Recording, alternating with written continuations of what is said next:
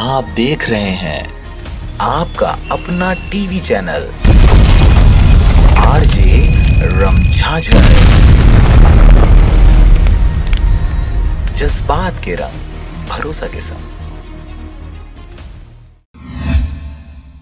खबर है राजनांदगांव जिले के छुईखरान क्षेत्र का, जहां पर विकास की झूठी राग अलापने वाली शासन प्रशासन सही मायने में कितना विकास किए हैं उनका सही आकलन ग्राम दनिया के जर्जर पुल को देखकर लगाया जा सकता है। जहां हर वर्ष संकीर्ण पुल होने के कारण यहां पर हादसे का शिकार लोगों को होना पड़ता है। बावजूद इसके शासन प्रशासन इस पुल के निर्माण के लिए कोई ठोस कदम नहीं उठा रहा, जिसका खामियाजा यात्रियों सहित आम राहगीरों को भुगतना पड़ रहा है। पुल के बारे यह गांव दनिया में स्थित है, जिला नर्मदा नाला के नाम से जानते हैं।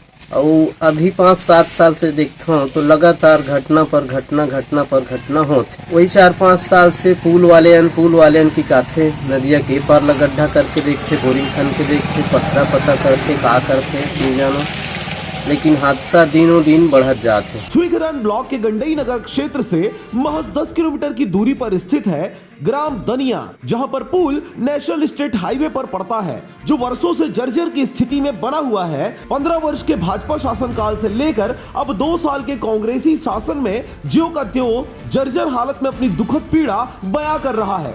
आपको बता दें कि इस समस्या को लेकर ग्रामीणों ने कई मर्तबा पुल निर्माण की मांग करते शासन प्रशासन सहित जनप्रतिनिधियों के चौखट लांघे, परंतु अब तक इस कड़ी मशक्कत का कोई भी नतीजा नहीं निकल रहा। आपको बता दें कि वर्षों पुराने यह दनिया पुल बहुत सक्रिय है और ऊपर से इसमें बांध का पानी आने के कारण बरसात के दिनों में तेज बहाव रहता है। सक्रिय और छोटा पुल होने की वजह से कई दिनों तक जाम की स्थिति भी क्षेत्र में बनी रहती है। ग्रामीणों का कहना है कि पुल निर्माण होने से इस नदी के पानी का उपयोग 17 गांवों के किसान कर सकते हैं, जिसमें देवकर क्षेत्र भी शामिल है। लिहाजा शासन प्रशासन को चाहिए कि इस दिशा में तत्काल निर्णय लेकर समय रहते इस पुल का नव निर्माण किया जाए। राजनांदगांव के गंडई क्षेत्र से चंद्र कुमार कोसरे की रिपोर्ट, आरजे रमझाझर।